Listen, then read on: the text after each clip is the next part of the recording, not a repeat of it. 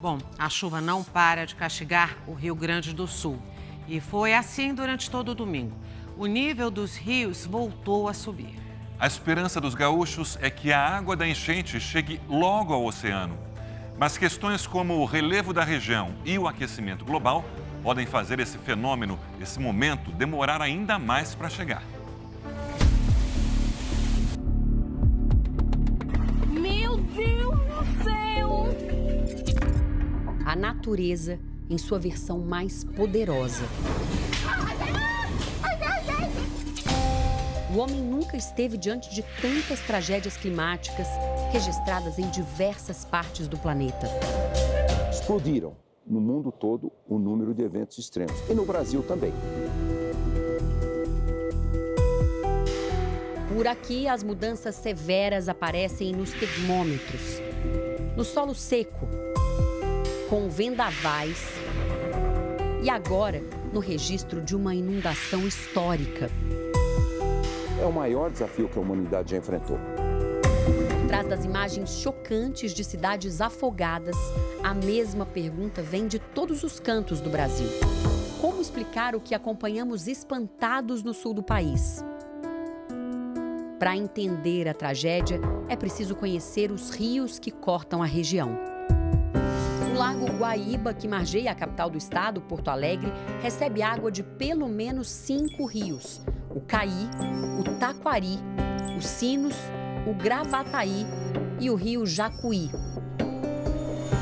Com as chuvas fortes e constantes, o nível desses rios subiu rapidamente e isso refletiu no Guaíba. Na prática, em 9 dias de chuva, o Guaíba recebeu desses rios um volume de água que só passaria ao longo de 18 semanas. Para se ter uma ideia, foram 14 trilhões de litros de água, o equivalente à metade da usina de Itaipu. É o que a ciência chama de evento extremo. As imagens registradas ao longo dos últimos dias no Rio Grande do Sul são exemplo do que pode acontecer em outras regiões brasileiras, até mesmo as que são preparadas para enfrentar inundações. Nos últimos 54 anos, aquele muro de contenção protegeu Porto Alegre contra as cheias. Mas desta vez o volume de água foi maior. As comportas e bombas não suportaram e o lago avançou pela cidade. Rapidamente o nível subiu.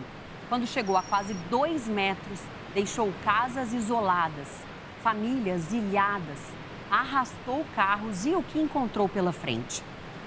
Até alcançar a marca histórica de 5 metros e 35 centímetros. O Guaíba nunca havia subido tanto. Agora, toda essa água ameaça as maiores cidades do sul do estado. É que toda a água que passa pelo Guaíba segue um complexo caminho até o mar. O lago deságua na Lagoa dos Patos, que também não está preparada para receber tanta água de uma única vez. E nesse caminho em direção ao extremo sul do Brasil, a inundação segue fazendo novas vítimas. Agora atingindo cidades grandes como Pelotas, São Lourenço do Sul e Rio Grande. Além delas, outros 21 municípios gaúchos continuam com alerta de risco muito alto de desastres. Em Rio Grande, a água começou a subir depressa. Passou de 1 metro do nível normal. A Lagoa dos Patos transbordou. Engoliu praças. Ruas foram interditadas. Moradores observam apreensivos a chegada da água, que já invadiu casas. Seu Eliseu é aposentado. Passou os últimos dias se preparando para enfrentar a inundação. Desde da minha infância, a gente se criou aqui em Rio Grande. Então, é realmente a maior enchente da minha vida. O quintal da casa onde ele vive já foi tomado pela água da lagoa. Eita! Pelotas, uma das maiores cidades do Rio Grande do Sul, fica às margens da Lagoa dos Patos. A água começou a subir na sexta-feira. Ruas também ficaram alagadas. Por aqui, a água passou quase 3 metros do nível normal. Não é possível saber onde termina a lagoa e onde começa a cidade. Em alguns locais é possível chegar apenas de barco. Sérgio tem 77 anos, mora há quase 40 em Pelotas e precisou de ajuda para ser resgatado. Ontem eu estive aqui em casa, estava tranquilo. Não tinha um pingo de água dentro de casa, nem no pátio, nada. Hoje, quando eu cheguei, 8 horas aí, já tinha água no pátio, que era um horror.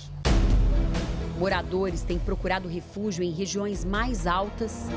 Eu salvei a máquina de lavar, a secadora e 2 bicicletas.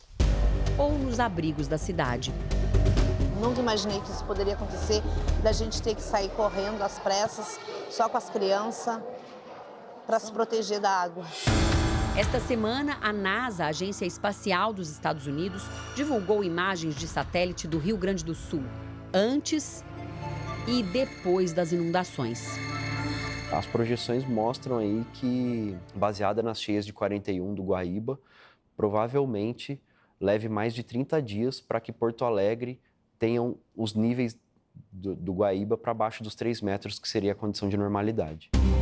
Antes de chegar ao oceano, a água que já causou tanta destruição ainda precisa superar uma barreira natural, essa saída estreita, para só depois se misturar às águas do Atlântico. Nesse único caminho natural para o escoamento da água, o vento pode surgir como aliado ou inimigo das cidades ao redor.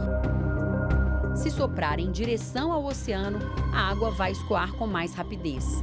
Se soprar em direção ao continente, a água do mar pode se tornar uma barreira e impedir que as águas da inundação cheguem ao seu destino final.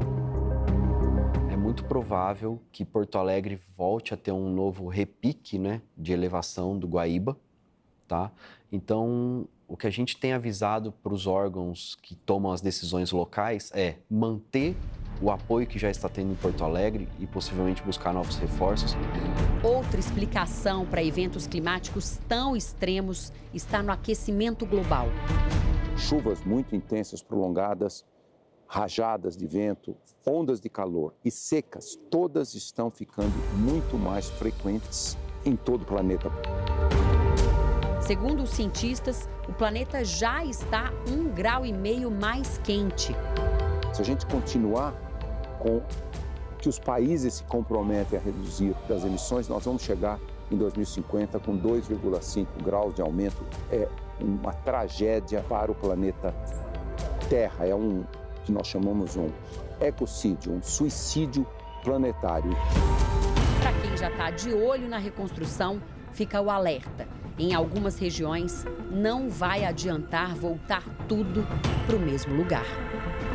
8 milhões de brasileiros vivem em áreas de risco desse risco e 2 milhões não podem mais continuar. São áreas de altíssimo risco. E esse estudo analisou poucos municípios no Rio Grande do Sul.